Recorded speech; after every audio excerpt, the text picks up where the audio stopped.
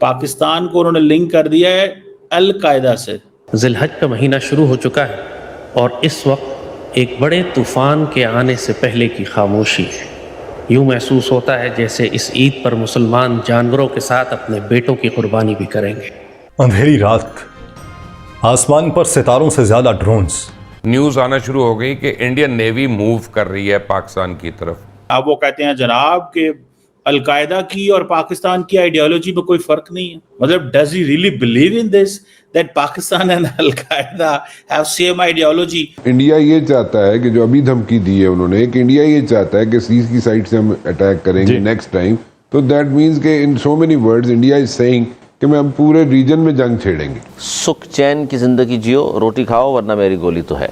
ये पाकिस्तानियों को उन्होंने एक पैगाम देने की कोशिश की है। आप पाकिस्तान को कहते हैं जी कि पाकिस्तान की आइडियोलॉजी तकफीरिज्म की आइडियोलॉजी है, यानी कि पाकिस्तानी, इसका मतलब यह है कि सबको काफिर कहते हैं क्या? पूरी आपकी कौम का जो नुकसान हो चुका, जो थोड़ी बहुत इज्जत है वो रह गई है, वो भी तबाह बर्बाद ये कर रहे हैं। पूरे पाकिस्तान के सामने ये आजमाइशें अब आएंगी। पाकिस्तान का कोई शहर ऐसा नहीं है जो मैदान जंग नहीं बनेगा। कराची से लेकर गिलगित बल्तिस्तान तक तमाम तुम्हारे बड़े बड़े शहर जो भारत के साथ हुए में, हत्ता के पेशावर तक। ये तो एक मतलब सी पे कोई फ्रंट खोलना फिर कंट्रोलेबल नहीं है किसी के बस में, फिर ये फैलता चला जाता है, पूरे रीजन से भी ज्यादा स्प्रेड हो जाएगा। ये तो फिर मतलब इंडिया चाहता है कि पूरे रीजन में चले। हम तुमसे कहते थे कि तुम खुद अगर जिहाद नहीं करोगे तो अल्लाह तुमको मोदी के जरिए मजबूर करेगा। तुम मजाक उड़ाते थे, अल्लाह इस फकीर को सच्चा साबित कर रहा था और अब हम तुम्हें यही बता रहे हैं। नमस्कार दोस्तों, रिसेंटली असदुद्दीन ओवैसी ने अल्जीरिया में पाकिस्तान को पूरी दुनिया के सामने एक्सपोज कर दिया। ओवैसी ने अल्जीरिया में कहा, पाकिस्तान आज तकफीरी सोच यानी दूसरों को काफिर बताकर हिंसा करने का केंद्र बन गया है। पाकिस्तान में जो आतंकवादी संगठन हैं, उनकी सोच दाइश और अल-कायदा जैसी ही है। वे सोचते हैं कि उनका धर्म उन्हें ऐसा करने की इजाजत देता है, जो पूरी तरह गलत है। इस्लाम किसी निर्दोष की हत्या की इजाजत नहीं देता, मगर उनकी सोच यही है। ओवैसी ने 22 अप्रैल को जम्मू कश्मीर के पहलगाम में हुए हमले का जिक्र किया, जहां पाकिस्तान से जुड़े आतंकियों ने 26 पर्यटकों की हत्या की थी, जिनमें ज्यादातर हिंदू पुरुष थे। उन्होंने कहा, इस्लाम में तकफीरी सोच की कोई जगह नहीं है। यह वह सोच है जिसमें मुसलमान ही मुसलमानों को काफिर कहकर उनका बहिष्कार करते हैं और उन पर हिंसा करते हैं। ओवैसी ने यह भी कहा कि पाकिस्तान खुलेआम लश्कर-ए-तैयबा जैसे आतंकी संगठन का समर्थन कर रहा है, जिस पर संयुक्त राष्ट्र ने भी प्रतिबंध लगाया है। उन्होंने बताया कि लश्कर की सोच अल-कायदा जैसी है और उसने 9/11 जैसे बड़े हमले में अल-कायदा की मदद भी की थी। दोस्तों, ओवैसी जी की ये बात बिल्कुल सच है, क्योंकि पाकिस्तान में रेडिकलाइजेशन बहुत ज्यादा बढ़ गई है और हिंदुओं को लेकर वहां के लोगों में बहुत ज्यादा नफरत पाई जाती है। इसी टॉपिक पर चलिए आगे इस वीडियो को देखते हैं। आप पाकिस्तान को कहते हैं जी कि पाकिस्तान की आइडियोलॉजी तकफीरिज्म की आइडियोलॉजी है, यानी कि पाकिस्तानी, इसका मतलब यह है कि सबको काफिर कहते हैं क्या? नहीं, we don't say this. Is Pakistan equivalent to Daesh और is Pakistan equivalent to al Qaeda? अगर ऐसे है तो गवर्नमेंट ऑफ इंडिया जो है उसने क्यों अपने हाई कमिश्नर पाकिस्तान भेजा हुआ है? या जो इस वक्त मैडम जो यहाँ पे चार्ज डी अफेयर है वो क्यों है यहाँ पे? क्योंकि हम तो अल-कायदा हैं। असदुद्दीन ओवैसी जो है वो इज अ मुस्लिम और वो उनको बड़ा माजी में क्वेश्चन मार्क लगाया जाता रहा उनके बारे में कि जनाब ये तो पाकिस्तानी है, प्रो पाकिस्तानी है, मुसलमान है। लेकिन अब वो क्या कहते हैं? अब वो कहते हैं जनाब कि अल-कायदा की और पाकिस्तान की आइडियोलॉजी में कोई फर्क नहीं है। मतलब does he really believe in this that Pakistan and al Qaeda have same ideology?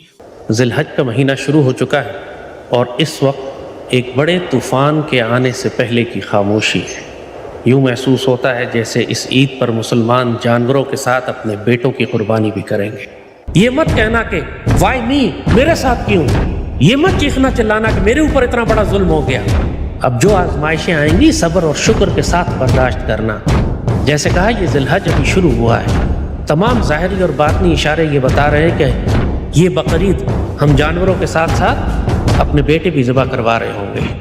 अगर इसकी दूसरी रकत अगर दूसरा गजवा, दूसरा राउंड शुरू न हुआ बकरीद तक, तो ये हैरानी की बात होगी, क्योंकि दुश्मन हमारा मुकम्मल तौर पर तैयार है, किसी लम्हे दाखिल होना चाहता है, गुस्से में बिफरा हुआ है, उसको हमने पहली दफा जख्मी करके छोड़ दिया। हालांकि बुजुर्गों ने हमेशा कहा है कभी सांप को जख्मी करके ना छोड़ा करो। हमने उस सांप को जख्मी किया और छोड़ दिया, हालांकि हम उसका सर कुचल सकते थे। यही वो गलतियां हैं जिसका कफारा फिर इज्तिमाई तौर पर पूरी कौम को अदा करना पड़ेगा।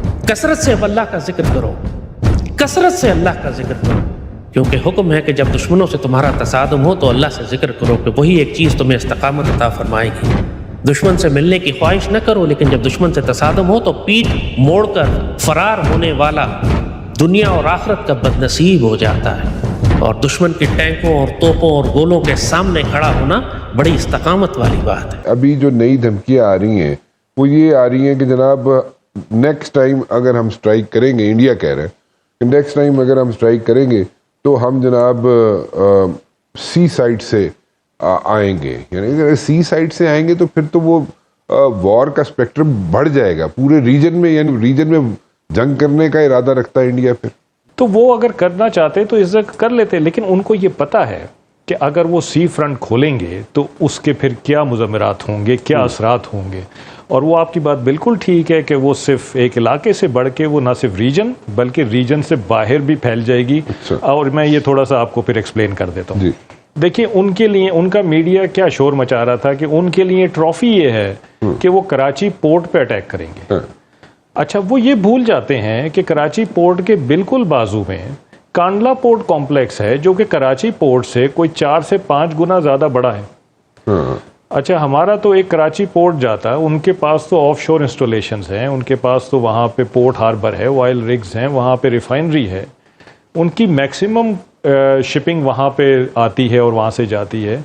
तो उनको 4 से 5 गुना नुकसान होना था, क्योंकि पाकिस्तान नेवी के पास जो मिसाइल्स हैं या एयरफोर्स के पास हमारे जो मिसाइल्स हैं, उसके लिए तो हमें वहाँ जाने की भी ज़रूरत नहीं है, हमें सी में शायद बाहर निकलने की ज़रूरत ना हो, हम कराची के अंदर से खड़े होकर उसको मार सकते हैं और तबाह कर सकते हैं।